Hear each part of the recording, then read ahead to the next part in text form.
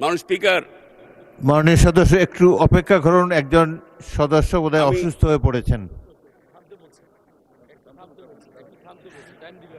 মাননীয় সদস্য হাফেজ মোহাম্মদ রবিউল বাসায়, উনি কি অসুস্থ? সংসদেই একটা মেডিকেল,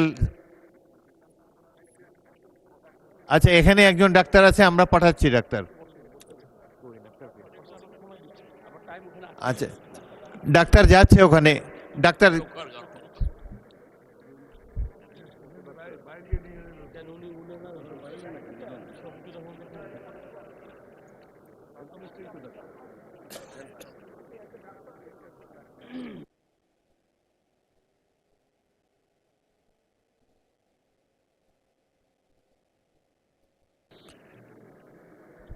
ওখানে যে কি একজন ডাক্তার পৌঁছেছেন? ডাক্তার থাকলে হাত খাড়া করেন। ডাক্তার আছেন ওখানে?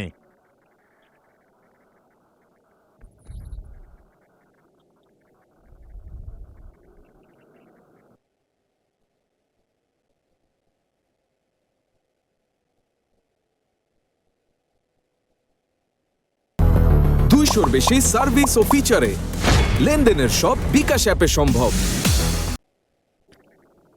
জি ডাক্তার ওনাকে দেখছেন। মাননীয় সদস্য জিএম সিরাজ, বাকি অংশ পড়ুন। জিএম সিরাজ, মাননীয় সদস্য বক্তব্য রাখতে পারেন। মাননীয় স্পিকার, 91 প্রথম এমপি হয়ে এসেছিলাম এই সংসদে। আমার নেত্রী ছিলেন বেগম খালেদা জিয়া। আমি পরপর এই বারবার এই পার্লামেন্টে এসেছি। আমি 11 পার্লামেন্টেও আমি ছিলাম অপোজিশন বেঞ্চে। আমি বসে বসে ট্রেজারি বেঞ্চে দেখতাম সংসদ নেতা, ভোটবিহীন নেত্রী, প্রধানমন্ত্রী শেখ হাসিনাকে।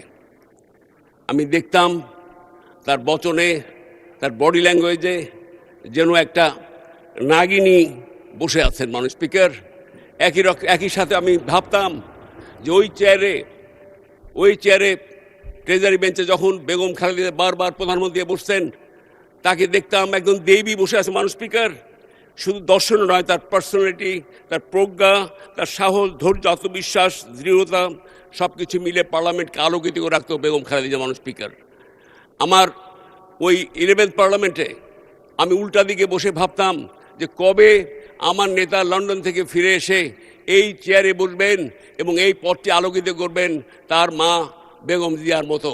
আলহামদুলিল্লাহ, আল্লাহ তাআলার শুকরিয়া।